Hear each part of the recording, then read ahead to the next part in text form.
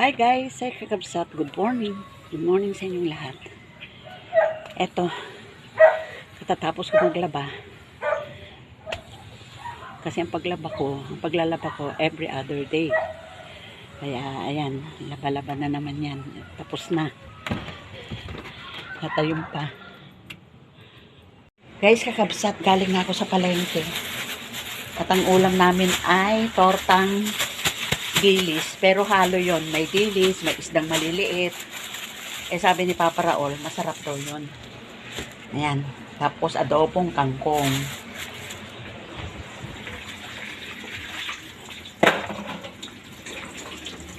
Ayan o. Ayan. Sabi ko, baka ayaw ito ni Papa Raul ah. Salinyasi ito. Pag lumaki ito, pagiging salinyasi na. May dala-dalang ganyan eh. Hindi ko alam kung dilis o ganyan. Meron doon sa kay Bisaya, meron siya, pero puro naman isda. Doon sa dulo nga, ayan. Nakita ko may dilis. Sa harina. At ito yung kangkong. Bumili ako ng 2 tali. At ang isang tali na ngayon, 12 pesos. Ayan. Dati 5 piso lang yan. Ngayon, 12 na isang tali. Yan ay ia-adobo ko. Ayan na yung kangkong. Pinakukulang ko muna. Baka mo yung anak na kukunin eh. Para lumambot yung mga tangkay. Anong tawag sa ganito, anak? Guys, tignan mo. Hair clip to. Tapos meron ka dyan, oh. Parang may tumubong buto.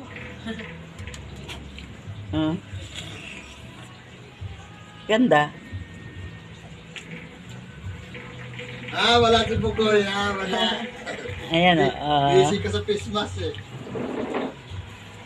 Wala. Di ba? Bayos yun. Bakit kaya wala ako? Ikaw nga, anak, ilagay mo nga.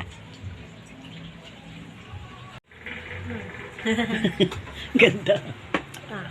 Kung dito wari sa may tenga na May tumubong halaman. May tumubong halaman. Parang pitsay na bagong tubo ba?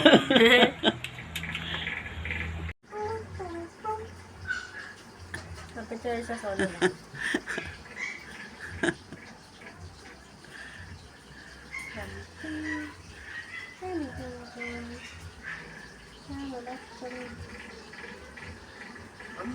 May tumubo na.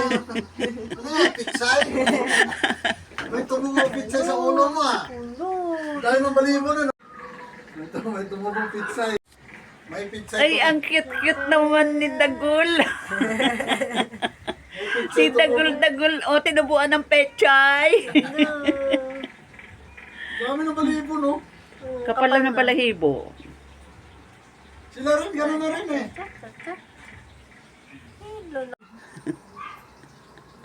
Oo, ano.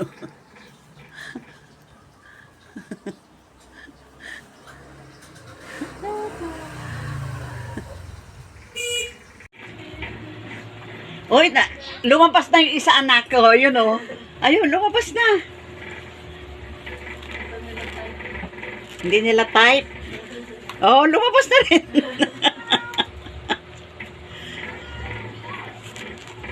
Anak, pagka malalaki na lang, diyan na lang kukunan para maganda yung kanilang higaan. Ay, naku, ang daming basura. Ayan. Yung mga pinutol noon na puno, na mga sanga ng puno. Hindi kasi magalaw kasi maraming antik noon. Kung sana kung walang antik yun, pwede mabalot na kagad eh. Mahirap naman kasi magsunog dito. Kaya Baka mamay. naging sunog. Lakas to.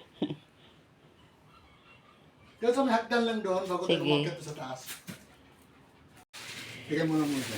Buti mayroon pa tayong mga ganito, ano? Mga plastic.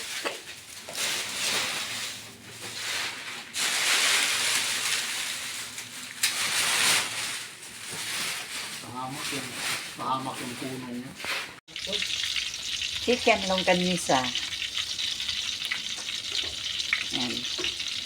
Yan ang hapunan at baon ni Carol.